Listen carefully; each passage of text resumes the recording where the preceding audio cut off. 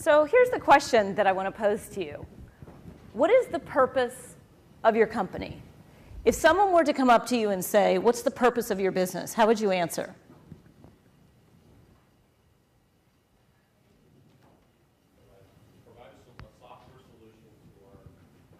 Provide a software solution. Anybody else? What if they were to ask most of the people in your organization, what's the purpose of your business? Most people, when asked about the true purpose of their business, say that it's to make money. And what I'll tell you is if the purpose of your business is to make money, you have set yourself and your team up for mediocrity. And so that's what I want to center this talk on, is this big question. What's your purpose? Do you have one? Or are you just in the business of selling stuff? And I'm going to go ahead and give away the big idea right up front. And it's this. Salespeople who have a sense of purpose, who sell with what I call noble purpose, who truly want to make a difference to their customers, consistently drive more revenue than the salespeople who are focused on quota. This is not a theory. The data is absolutely clear.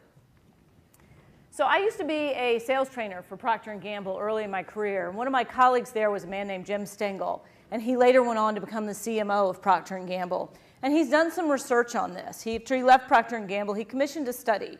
And it was a study of the Fortune 500 over the course of a 10-year period.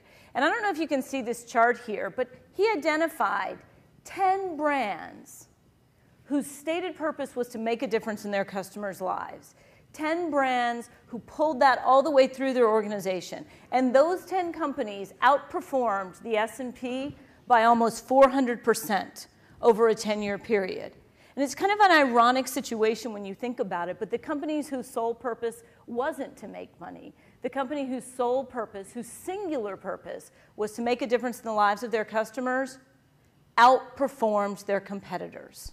And it's an interesting world that we live in now, where the drive to make the quarterly number, the drive to meet the shareholder requirements, the drive to hit the quota for the month, often becomes the narrative of business. But when we allow that to happen, we cheat ourselves and our employees out of meaningful work, we cheat our customers out of the value that they might receive from us, and we ultimately cheat ourselves out of earnings. So I want to ask you a quick question.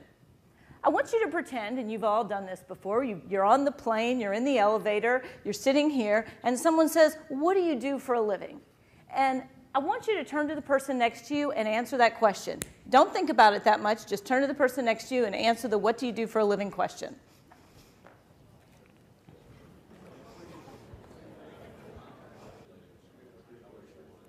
Okay.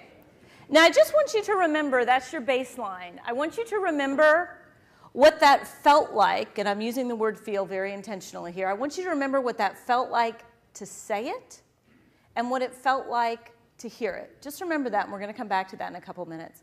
So I want to introduce you to this concept of noble sales purpose. I want to tell you the story about how I came to discover this. I run a consulting firm, and about 6 years ago, a large biotech company hired my firm to study their sales force. And we wanted to identify the thing that we always are searching for. What is the difference between the top performers and the good performers? So let me ask, how many people here are in a sales leadership capacity? Okay. When you go out in the field and you work with salespeople, it's probably pretty easy to discern the differences between the average performers and the poor performers, isn't it? You can see it. Now, we all know the difference when it comes to the numbers. When you look at the difference between the pretty good performers and the poor performers, customer knowledge, product knowledge, work habits, all those things. But the challenge for organizations is to distinguish what is the difference between those top-tier performers. What makes them absolutely amazing? And how can we duplicate those behaviors in the rest of the organization? So this was the challenge my team and I faced. And we went out in the field and we worked with reps all across the country. And we did a lot of the usual things where we watched, how long were they with the customer, how many questions did they ask. And I should tell you, this was a double-blind study. And by that I mean some of the reps that we were with were top-tier performers, and some were merely good performers. But we didn't know who was who. So we studied these salespeople, and we conducted extensive interviews. And one day, near the end of the study, I was out with a particular salesperson in Phoenix, Arizona. And I don't know, you all are in sales, have any of you made calls in Phoenix, Arizona in July? It's a great time to be in sales and to go in and out of about 10 or 15 doctor's offices.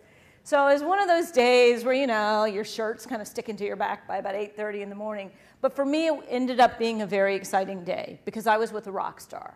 I was with one of those salespeople that you can just tell. From the moment she walked in the door, the customers paid attention. They looked at her, they were happy to see her, and you could just feel it. So at the end of the day, we had a little bit of time at the Phoenix airport. We're sitting in her car, and I thought, I'm going to get inside her head because I want to ask her a question I haven't asked any of the other salespeople that's not on our list. And so I said, what goes through your brain when you make sales calls? What are you thinking about? She kind of looked around the car like, this is a big secret. No, I'm really interested. She said, well, I don't tell this to many people, but I always think about this one patient. Now, her company sold a drug that covered a variety of conditions, and some of them were quite debilitating. And she said, when I was first in this job, I was new in my territory, and I was standing in one of my doctor's offices. You know, and she's a pharma rep, so she's got her suit, her name badge on. And she said, this little old lady came up to me, and she tapped me on the shoulder. She said, excuse me, miss, are you the rep for this drug? And the sales rep said, yes, ma'am, I am. And the little old lady looked up at her and said, well, I just want to thank you. I want to thank you for giving me my life back.